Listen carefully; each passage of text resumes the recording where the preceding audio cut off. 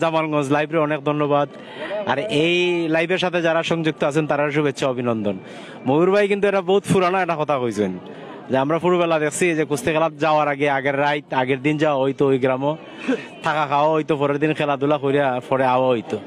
তা আগে আসলে এই যোগাযোগ ব্যবস্থাটাও কঠিন আছিল, এর লাগিও যাওয়া হয়ে যেত কি আগে। এখন যেহেতু যোগাযোগ ব্যবস্থা সহজ হয়ে গেছে আর এর লাগিয়ে যাওয়া হয় আগে। তা আগে তো এই জিনিসটা আরো সহজ হয়েছে। আগে কি এই জিনিসটা মনে আছে না অনেকের, ময়ূরের তো মনে আছে বিয়া তো কিন্তু আগে রাত যাওয়া হইতো থাকা হইতো, এখন কিন্তু বিয়াত রাত থাকা হয় না, যাওয়া হয় না।